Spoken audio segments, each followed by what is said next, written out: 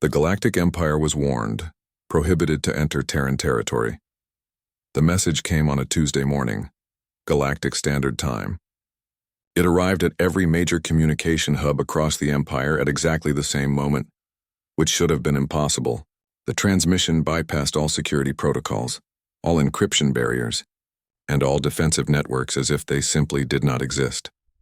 Admiral Kethrel was drinking his morning stimulant when his aide burst into his office aboard the command station orbiting the capital world. The young officer's face was pale, his hand shaking as he held the datapad. "Sir, you need to see this immediately," the aide said, his voice barely above a whisper. The admiral took the pad and read the message. It was short, written in perfect galactic common with no formatting errors or translation mistakes. The words were simple, but something about them made his blood run cold. To the Galactic Empire and all affiliated powers, the Sol system and all territories claimed by the species known as humans are hereby declared off-limits to all galactic civilizations. No ships, no probes, no communication attempts, and no presence of any kind will be tolerated within our borders. This is not a request. This is not a negotiation. This is a statement of fact. Any violation of this prohibition will result in immediate action. You have been warned. The message was signed simply, the Terran Defense Council. Admiral Kethrel read it 3 times before looking up at his aide. "Who are the humans?" he asked. "Unknown, sir. We have no records of any species by that name. The Sol system isn't in our star charts either." Within hours, the message had reached the Supreme Council chambers on the capital world. The Great Hall buzzed with confused voices as representatives from 1,000 conquered worlds tried to make sense of the unprecedented communication. Never in the Empire's 3,000-year history had an unknown species made demands of them. Emperor Zalthon sat on his crystal throne, his 4 eyes fixed on the holographic display showing the message. His scaled skin had turned a deep purple, which everyone knew meant he was either very angry or very interested, maybe both. "Find this Sol system," he commanded, his voice echoing through the chamber. "I want to know everything about these humans." The Imperial Science Division worked for 3 days straight. What they found made no sense. The Sol system was there exactly where the message said it would be, but it had never shown up on any of their previous scans. It was as if the entire system had simply appeared overnight. Chief Scientist Melandra stood before the Emperor, her tentacles writhing nervously as she prepared to deliver her report. "Your Majesty, we have located the Sol system. It contains 1 star, 8 planets, and several moons. The 3rd planet appears to support life. And?" the Emperor prompted. "The system shows signs of advanced technology, but that's impossible. Our historical records show that life in that region of space should be primitive at best. These humans claim to have been spacefaring for less than 200 years. 200 years? Emperor Zalthon laughed, a sound like grinding stone. "We were building star destroyers when they were still learning to make fire." The science chief shifted uncomfortably. "That's what makes this so strange, Your Majesty. The energy signatures we're detecting from the Sol system are unlike anything in our databases. Their technology appears to operate on principles we don't understand." Admiral Vexistar, the Empire's most successful military commander, stepped forward. He was a massive creature from the warrior world of Kronex, with thick armor plating and 4 powerful arms. His species had never lost a battle until the Empire conquered them, and even then it had taken 50 years. "Your Majesty," Vextar said, his voice like thunder, "this is clearly a bluff. No species develops advanced technology in just 2 centuries. These humans must have stolen technology from another civilization, or they're lying about their development timeline." "You think they're trying to frighten us?" the Emperor asked. "I'm certain of it. They send one message and expect the mighty Galactic Empire to cower? It's laughable. Give me a diplomatic fleet and I'll show these humans what real power looks like." Scientist Melandra raised one of her tentacles. "Your Majesty, I must advise caution. The energy readings from their system are extremely unusual. Perhaps we should study them more before making contact." Admiral Vextar snorted. "Caution? We are the Galactic Empire. We have conquered 10,000 worlds. We have weapons that can destroy entire solar systems. What could one primitive species possibly do to us?" The Emperor considered this. The Empire had indeed never met a species they couldn't defeat. Every civilization they encountered either joined willingly or was forced to submit. The idea that some unknown species could threaten them was absurd. "Very well, Admiral. Emperor Zalthon decided. Take a diplomatic fleet to this Sol system. Show these humans the glory of the Empire. Offer them the standard terms. Join us willingly, and they keep their culture and some degree of self-rule. Refuse, and they will be conquered and absorbed like all the others. Admiral Vextar bowed deeply. It will be my pleasure, Your Majesty. How large a fleet should I take? The standard diplomatic force should be sufficient. 12 heavy cruisers, 30 destroyers, and support vessels. Enough to demonstrate our power without appearing overly aggressive. And if they refuse our generous offer? The Emperor's eyes glowed red. Then they will learn why the galaxy fears the Empire. As the council session ended, scientist Melandra lingered behind. She had studied the energy readings from the Sol system for days, and something about them deeply troubled her. The signatures didn't match anything in the Empire's vast database of known technologies. More concerning was the fact that the readings seemed to be getting stronger every day, as if the humans were rapidly advancing their capabilities. She tried to push her concerns aside. The Empire had never encountered a species they couldn't handle. Admiral Vextar was right, this was probably just a primitive civilization with stolen technology trying to appear more dangerous than they really were. But as she walked through the corridors of the capital station, Melandra couldn't shake the feeling that they were making a terrible mistake. The message from the humans had been too confident, too certain. It didn't read like a bluff or a desperate gambit. It read like a statement of fact from beings who knew exactly what they were capable of. 3 days later, Admiral Vextar's diplomatic fleet departed for the Sol system. The Admiral was confident this would be a simple mission. He would arrive, demonstrate imperial power, and these mysterious humans would quickly fall in line like every other species before them. The fleet consisted of the finest ships in the Imperial Navy. The heavy cruisers were each the size of a small city, armed with plasma cannons that could level continents. The destroyers were fast and deadly, capable of eliminating any threats before they could respond. It was more than enough firepower to conquer most civilizations. As the fleet entered hyperspace, heading toward the unknown system, Admiral Vextar reviewed the intelligence reports one final time. The humans claimed to control the Sol system, but how much resistance could they really offer? Their technology might be unusual, but they were still just one species on one world. The Admiral had no way of knowing that the humans had been watching the Imperial fleet since the moment it departed. He had no idea that humanity had spent the last week making final preparations for what they knew was coming. And he certainly couldn't have imagined that the humans were looking forward to the encounter. The warning had been given. The Empire had chosen to ignore it. Now they would learn why that had been a mistake. Admiral Vextar stood on the bridge of his flagship, the Destroyer of Worlds, as his fleet dropped out of hyperspace at the edge of the Sol system.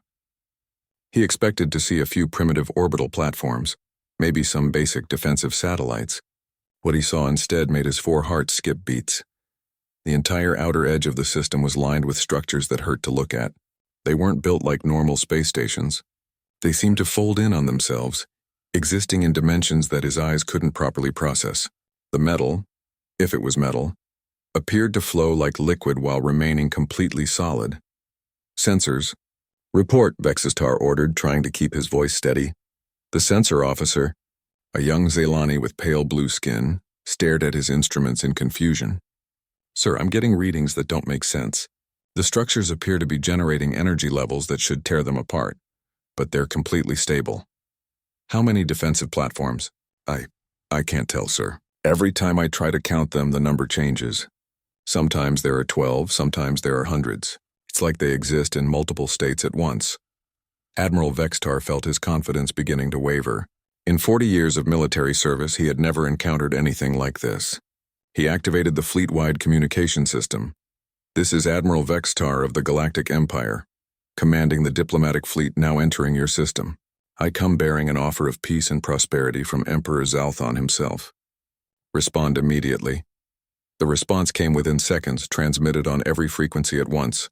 The voice was calm, professional, and spoke in perfect galactic common. Admiral Vextar, this is Commander Sarah Chen of the Terran Defense Council.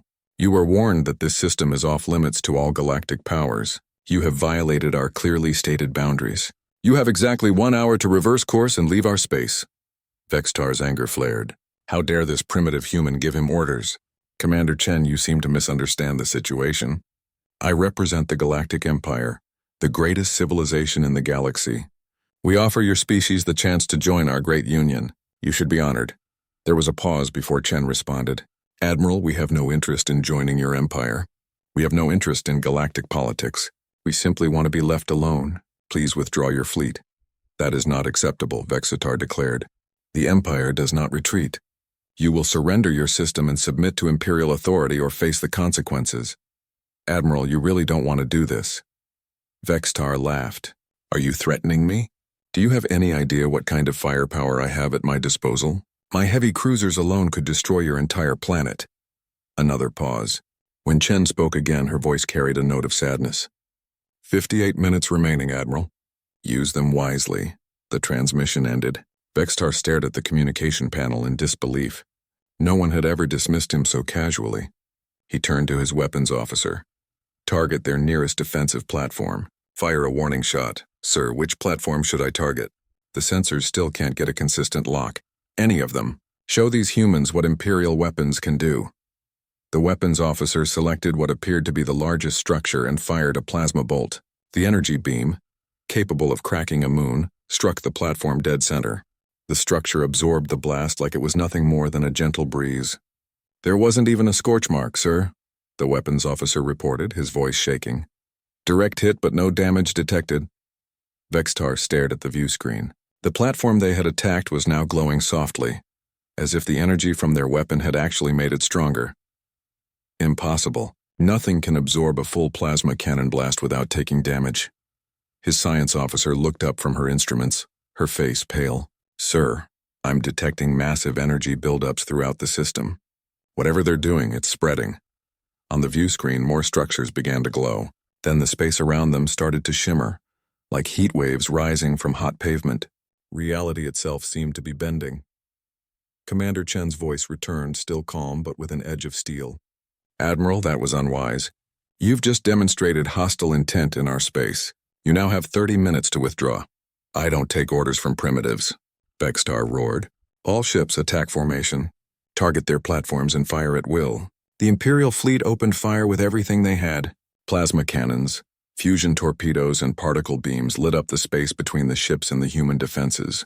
For a moment, the area around the Sol system looked like a miniature star as hundreds of weapons discharged at once. When the light faded, every human structure was not only undamaged but glowing brighter than before. And now there were more of them. Many more, sir, the sensor officer whispered. The platforms are multiplying. Every time we hit one, 2 more appear. Vexitar watched in growing horror as the human defenses spread throughout the system like a living thing. The structures were connected by streams of energy that pulsed with colors that had no names. And now he could see ships. They weren't like any ships he had ever encountered. They moved without engines, turned without maneuvering thrusters, and seemed to phase in and out of normal space. Some were small, barely larger than fighters. Others were massive, dwarfing even his heavy cruisers. All of them were converging on his fleet. Admiral, Commander Chen's voice came again. You have been in our space for 57 minutes. You have fired upon our defensive installations. You have refused multiple requests to withdraw. The Terran Defense Council has voted.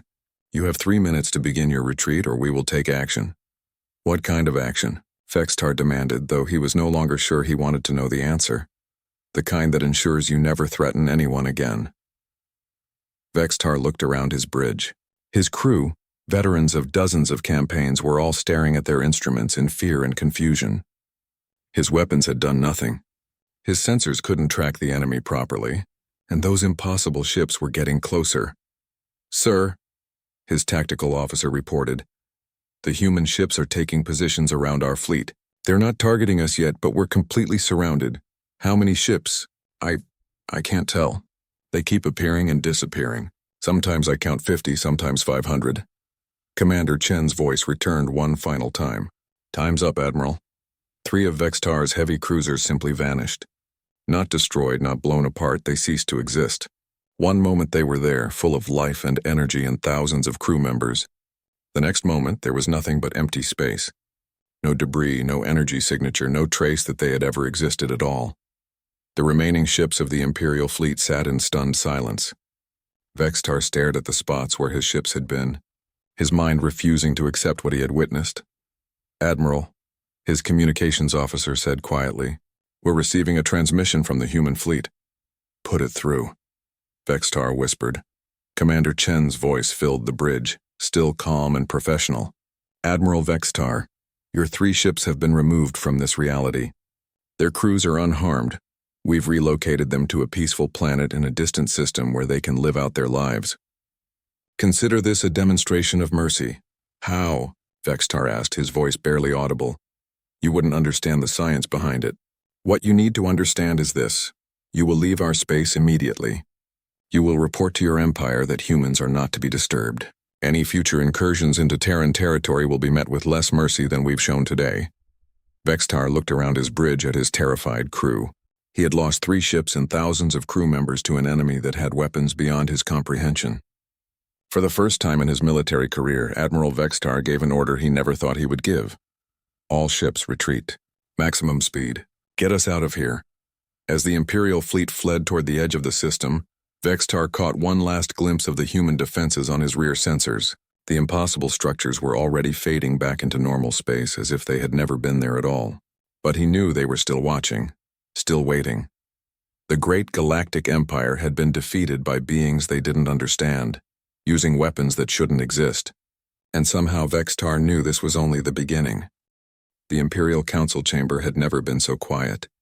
Emperor Zalthon sat on his crystal throne, his 4 eyes fixed on Admiral Vextar as the broken warrior finished his report. The Admiral's armor was scorched, his proud bearing replaced by a haunted look that spoke of encountering something beyond understanding. "You're telling me," the Emperor said slowly, "that 3 of our heavy cruisers simply stopped existing?" "Yes, Your Majesty. They weren't destroyed. They weren't damaged.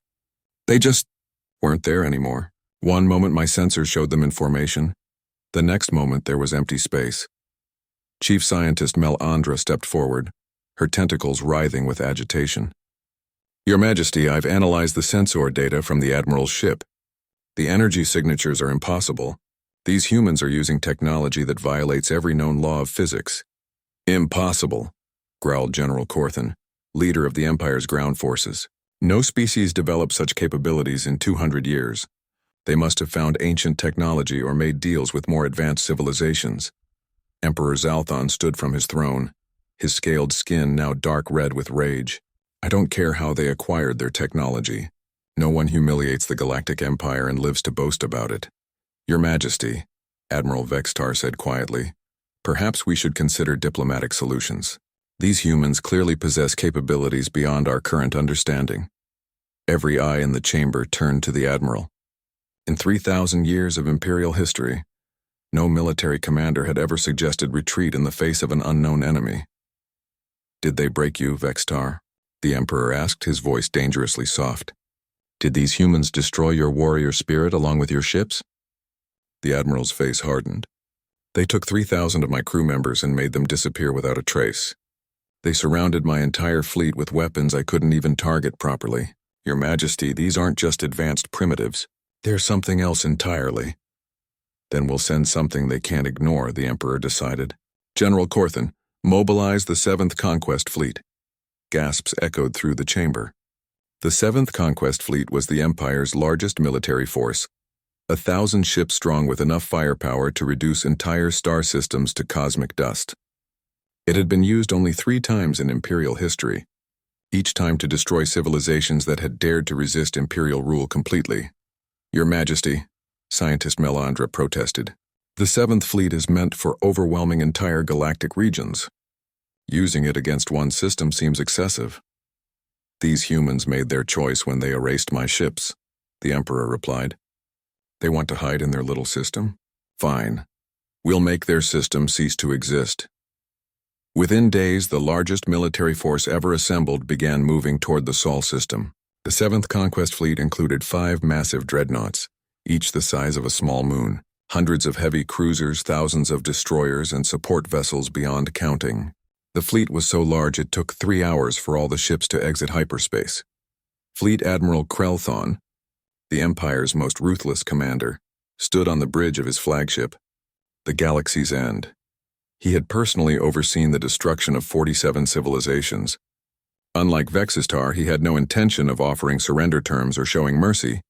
"Sir," his tactical officer reported, "we're detecting the same unusual energy signatures Admiral Vexitar described. The structures around the system appear to be active. I don't care if they're active. We have enough firepower to destroy everything in this system twice over. Target the third planet and prepare planet killer weapons." "Sir, should we attempt communication first?" "No, the Emperor's orders were clear. These humans wanted to be left alone. We'll grant their wish permanently." As the 7th Fleet moved into attack formation, the space around them began to change. The stars seemed to shift positions. Colors that shouldn't exist started bleeding through normal space. And then the human ships appeared. They didn't drop out of hyperspace or decloak. They simply materialized as if they had been waiting in another dimension. But these weren't the same ships Admiral Vextar had encountered. These were larger, stranger, and somehow more present than normal matter should be. "Sir," the sensor officer reported, his voice shaking, "I'm detecting approximately... Actually, I can't get an accurate count. The number keeps changing. Sometimes there are hundreds of ships, sometimes thousands."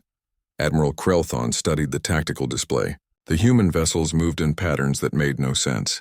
They seemed to be in multiple locations at once, phasing in and out of reality like ghosts. Some appeared to be traveling faster than light without using hyperspace. "I don't care how many there are," he declared. "All ships open fire. Burn everything."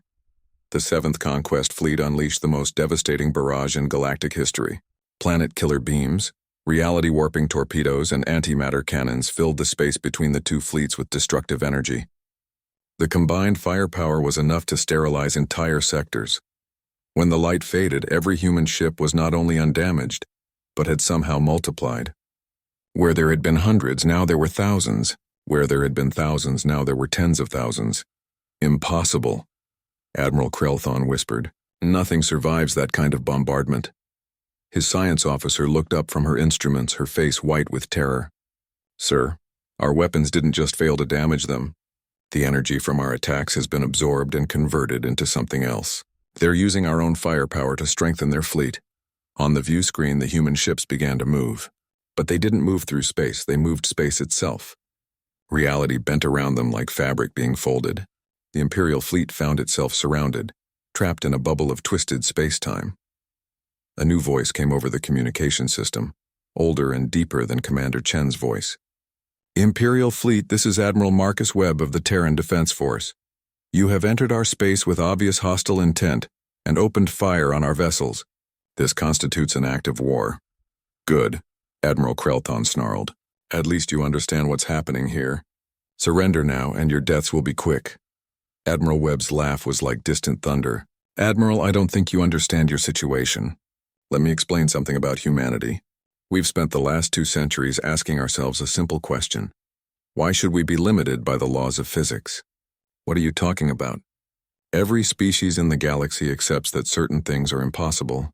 Faster than light travel without hyperspace. Matter that exists in multiple states simultaneously. Energy that creates more energy instead of dissipating. You accept these limitations because you've always accepted them." The space around the Imperial fleet began to pulse with colors that had no names. The human ships started to change shape, flowing like liquid metal while maintaining their structural integrity. "Humans don't accept limitations," Admiral Webb continued. "We see a law of physics and we figure out how to break it. We encounter something impossible and we make it possible. Your weapons can't hurt us because we decided they can't hurt us.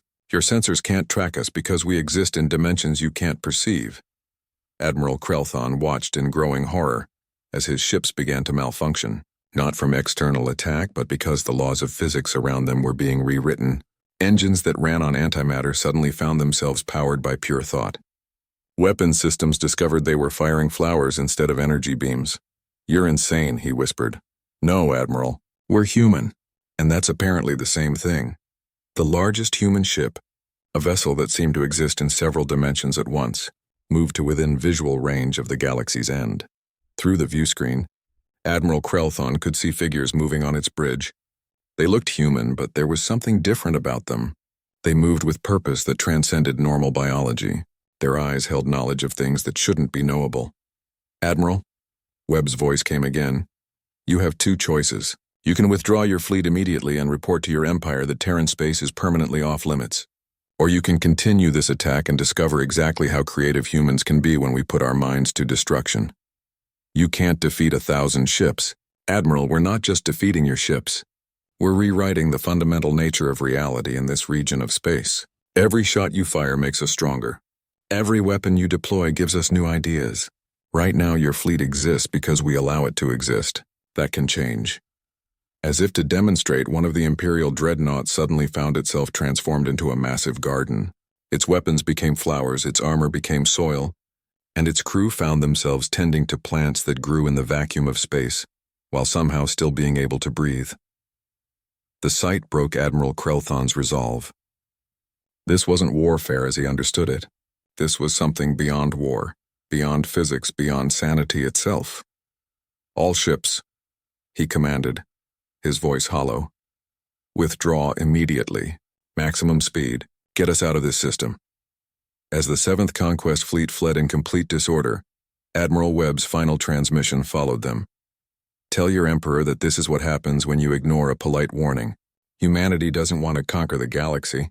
We don't want to rule over other species. The emergency session of the Imperial Council had been going on for 6 hours. Emperor Zalthon paced back and forth on the platform before his throne, his scales shifting through colors that indicated extreme agitation. Around the great chamber, representatives from 1,000 conquered worlds whispered among themselves, their voices creating a nervous buzz that filled the air. 2 fleets, the Emperor said, his voice echoing off the crystal walls. 2 of our greatest fleets defeated by primitives who claim to have been in space for less than 2 centuries. Admiral Krelthon stood at attention, his uniform rumpled and his face bearing the haunted expression that seemed to affect everyone who encountered the humans. Your Majesty, I must emphasize that these are not primitives. They've somehow transcended normal physical limitations. My science officers couldn't even classify their technology. Because it's not technology, Chief Scientist Melandra interjected, her tentacles writhing with agitation. Not in any sense we understand. They appear to have developed methods for altering reality itself at the fundamental level. The chamber erupted in nervous chatter. Several representatives stood to voice their concerns, but Emperor Zalthon silenced them with a gesture. Silence, he roared. I don't care how they do it. The fact remains that some upstart species has humiliated the Empire twice. Our reputation is in ruins. 3 client worlds have already declared independence, claiming that if we can't protect ourselves, we can't protect them. General Corthan stepped forward, his massive frame casting a shadow across the platform. Your Majesty, perhaps it's time to consider our most extreme options. A hush fell over the chamber. Everyone knew what the general meant. In the deepest vaults beneath the capital, the Empire stored weapons so terrible that they had been used only once in galactic history. Planet killers that could destroy entire solar systems. Reality bombs that could unravel the fabric of space and time itself. Weapons so destructive that using them risked damaging the galactic structure. The Omega Arsenal, the Emperor said quietly. Yes, Your Majesty. If these humans can rewrite physics in their local area, we hit them with weapons that operate outside physics entirely. We don't try to fight them in their space. We remove their space from existence. Scientist Melandra raised a tentacle in alarm. Your Majesty, the Omega weapons are incredibly dangerous. Using them could have unpredictable effects on the entire galactic region. We could damage subspace, disrupt hyperspace lanes, even affect other star systems. Then perhaps, said a new voice from the back of the chamber, we should find out exactly what we're dealing with before we risk destroying half the galaxy. All eyes turned to see Intelligence Director Velthara, the Empire's master spy. She rarely appeared at council sessions, preferring to work in shadows and secret channels. Her presence meant she had information that others did not. What have you learned? The Emperor demanded. Velthara stepped forward, her movements graceful despite her alien physiology. Your Majesty, my agents have been monitoring communications throughout the galaxy. The humans haven't been hiding their development. They've been announcing it. She activated a holographic display that showed a timeline of human history. 200 years ago, humanity achieved faster-than-light travel using standard hyperspace technology. Nothing unusual there. But then something changed. The display showed Earth and its surrounding colonies, with data streams flowing between them at impossible speeds. 50 years ago, They began what they call the Terran doctrine. It started as a scientific philosophy, the belief that any natural law could be overcome through sufficient understanding and will. They began systematically studying every limitation placed on them by physics and engineering solutions to bypass those limitations. Emperor Zalthon leaned forward. Solutions? What kind of solutions? They started small, faster than light communication without using subspace. Materials that were stronger than atomic bonds should allow. Energy sources that produced more power than they consumed. Each breakthrough led to bigger ones. The display showed human technology advancing at an exponential rate, far faster than any other species in galactic history. 30 years ago, they achieved what they call consensus reality modification. They discovered that if enough humans believe something should work, and if they understand the science well enough, they can make it work even if it violates natural law. The chamber fell silent. Several representatives looked confused, others terrified. That's impossible, General Corthan protested. Reality doesn't work that way. For every other species, you're correct, Velthera agreed. But humans appear to have evolved past normal biological limitations. They've enhanced themselves with their own technology until the line between human consciousness and quantum mechanics is blurred. She changed the display to show human colonies throughout their space. 20 years ago, they began the Great Enhancement. Every human voluntarily underwent procedures that connected their consciousness directly to quantum fields. They can now perceive and manipulate reality at the subatomic level through focused thought. Emperor Zalthon stared at the display in growing horror. You're telling me that every human is now a living weapon capable of rewriting physics? Not just capable, Your Majesty. They do it constantly. Their entire civilization now operates on principles that shouldn't exist. Their ships don't just move through space, they convince space to move around them. Their weapons don't destroy matter. They persuade matter to become something else. Admiral Krelthon nodded grimly. That explains what I saw. One of my dreadnoughts was transformed into a garden. Not destroyed, not damaged, changed into something completely different while keeping its crew alive and conscious throughout the process. The most disturbing part, Velthara continued, is that they're still advancing.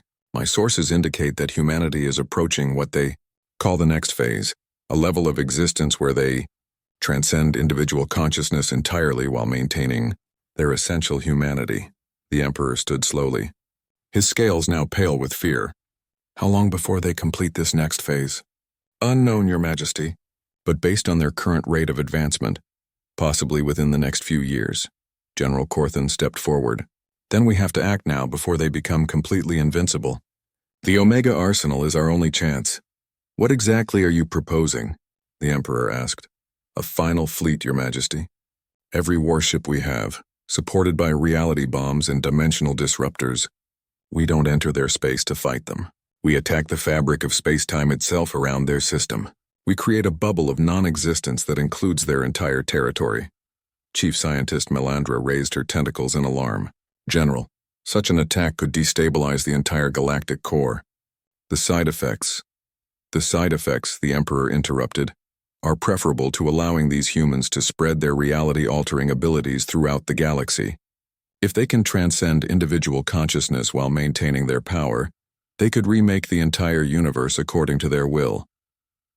A messenger burst into the chamber, his face pale with urgency. Your Majesty, emergency transmission from the outer colonies. The Emperor gestured for the message to be displayed.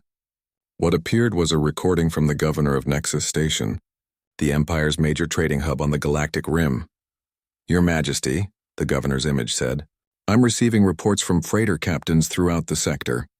Ships are disappearing near the border of human space. Not destroyed, they simply vanish from all sensors. And we're getting strange reports from traders who claim to have seen impossible things. Cargo ships that exist in multiple dimensions, space stations that operate without power sources, and humans who appear to be in several places at once. The recording ended, leaving the chamber in stunned silence. Intelligence Director Velthara spoke quietly. Your Majesty, it appears the humans are expanding their influence beyond their original territory. Whatever they're becoming, they're no longer confined to the Sol system. Emperor Zalthon made his decision. General Corthan, mobilize everything. Every ship, every weapon, every soldier the Empire can muster. If we're going to stop these humans, it has to be now before they complete their transformation. The entire Imperial fleet, Your Majesty. Everything. I don't care if it leaves our core worlds defenseless. If we don't stop the humans, our core worlds won't matter anyway. As the council session ended and orders went out across the Empire, no one noticed the small device that had been recording everything from a hidden corner of the chamber. The device, no larger than a grain of sand, simply faded from existence once it had gathered sufficient information. In the Sol system, humanity received the intelligence report and began making final preparations. The Empire was mobilizing for total war, bringing weapons that could destroy entire regions of space. The humans looked forward to the challenge. After all, they had been wondering what would happen when they applied their reality modification techniques to truly impossible odds. They were about to find out. The Imperial Armada was a sight that had never been seen in galactic history.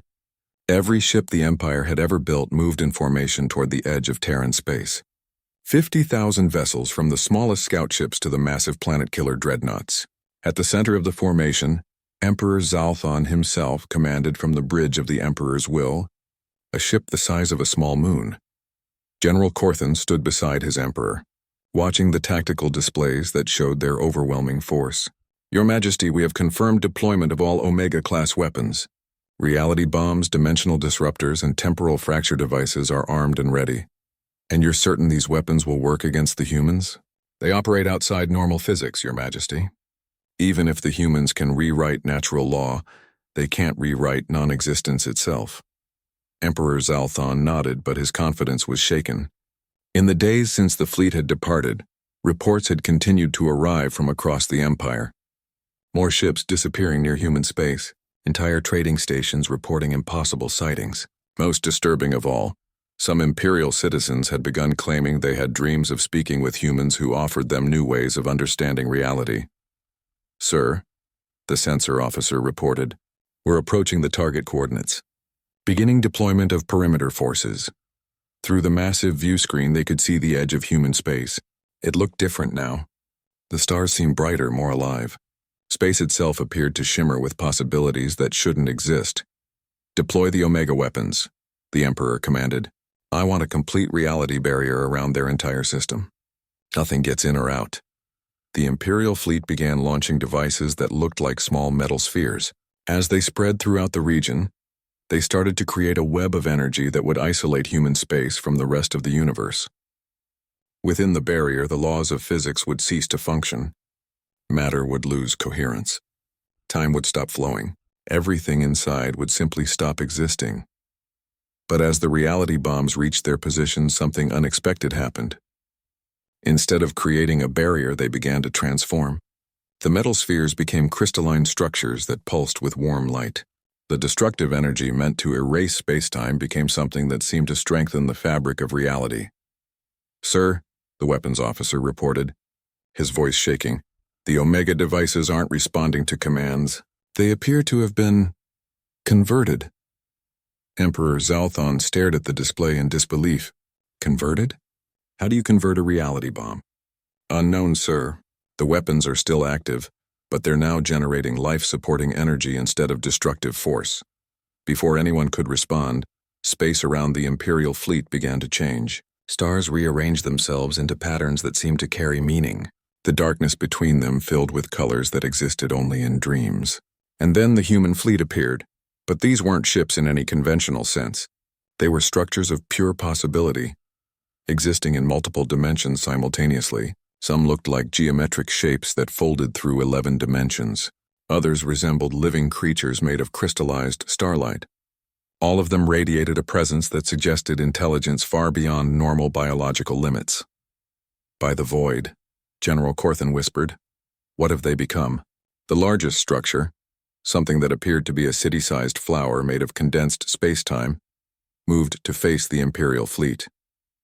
When it communicated, its voice came from everywhere at once, speaking directly into the minds of everyone present.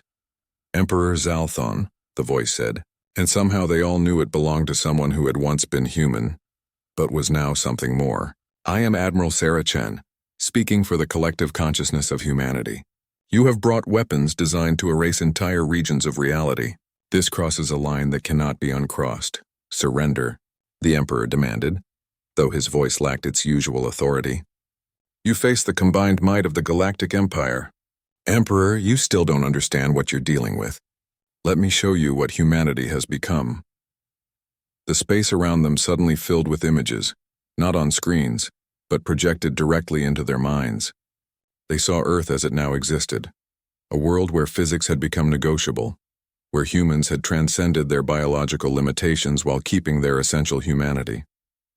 They saw children learning to reshape matter through focused thought, artists creating sculptures from crystallized time, scientists who had made friends with entropy itself. We completed the next phase 3 days ago, Admiral Chen explained. Every human consciousness is now connected through quantum entanglement to every other human consciousness. We are simultaneously individual and collective, mortal and transcendent. We exist in normal space and in dimensions your science hasn't discovered. Yet, Emperor Zalthon watched as his massive fleet was surrounded by beings who had moved beyond the need for conventional ships or weapons. They were pure consciousness given form, able to exist as individuals or merge into group minds at will. Your weapons can't hurt us, Chen continued, because we now exist in a state where destruction and creation are the same process. Your reality bombs didn't malfunction. We convinced them to become reality builders instead. This is impossible, General Corthan protested. No species can evolve this quickly. General, you're thinking in terms of normal evolution. We didn't evolve in the biological sense. We chose to become something new. Every human on Earth and in our colonies volunteered to undergo the transformation. We kept our memories, our personalities, our individual desires and dreams, but we added the ability to perceive and manipulate reality at the quantum level. One of the smaller human entities approached the Emperor's ship, moving through space as easily as swimming through water. As it got closer, they could see that it still retained a basically human shape, but it was made of something that looked like liquid starlight. We know what you're thinking, the entity said, and they realized it was communicating in dozens of languages simultaneously. You're thinking that we've become monsters, that we've lost our humanity in pursuit of power. Let me introduce myself. I'm Captain Maria Santos. I used to command a cargo freighter. I have 2 kids, a husband who makes terrible jokes, and a pet cat named Whiskers. The transformation didn't change any of that. It just gave me the ability to do things like this. Captain Santos gestured, and suddenly the space around the Imperial fleet filled with a garden. Not a space station designed to look like a garden, but an actual garden existing in the vacuum of space, with flowers that bloomed in 11 dimensions and trees whose roots extended through hyperspace. We're still human, she explained as butterflies made of crystallized music flew around the Imperial ships. We still laugh, cry, love, dream, and argue about whose turn it is to take out the garbage. We just do it while existing in multiple states of reality. Emperor Zalthon found his voice. What do you want from us? Admiral Chen's consciousness expanded, and suddenly they were all standing in what appeared to be a vast garden where galaxies grew like flowers. The Emperor looked around to see his entire fleet command staff present, somehow transported to this impossible place while their bodies remained on their ships. We want what we've always wanted, Chen said, appearing before them as a woman made of condensed starlight and infinite possibility, to be left alone. We don't want to conquer your empire. We don't want to rule over other species. We want to continue our development in peace. But you could conquer us, the Emperor said, and it wasn't a question. Of course we could. We could remake your entire civilization overnight. We could give every species in the galaxy the same transcendence we've achieved. We could solve every problem, end every war, and create paradise for everyone. Chen paused. But that wouldn't be right. Every species has to choose their own path to transcendence. Forcing our evolution on others would make us the very thing we sought to move beyond. General Corthan looked around at the impossible garden. Then what happens now? Now you make a choice, Chen replied. You can accept that human space is permanently off limits and return to your empire. In exchange, we'll establish a buffer zone around our territory where any species can come to seek refuge from imperial rule. We'll become a sanctuary for those who want freedom. And if we refuse? Chen's expression became sad but determined. Then we'll do what's necessary to protect ourselves and others. We won't destroy your empire, but we'll change it. Every imperial citizen will suddenly understand that there are alternatives to conquest and domination. Every slave species will know that freedom is possible. Every weapon you've ever built will transform into something that creates instead of destroys. The Emperor looked at his officers, then back at Chen. You're offering us mercy. We're offering you the chance to choose a better path. The same chance we gave ourselves when we decided to transcend our limitations. Emperor Zalthon stood silent for a long moment, considering his options. His empire had never been defeated, never been forced to negotiate. But these humans had shown him power beyond imagination, and they were offering peace instead of demanding surrender. If I agree to your terms, he said finally, how do I know you won't change your minds and attack us later?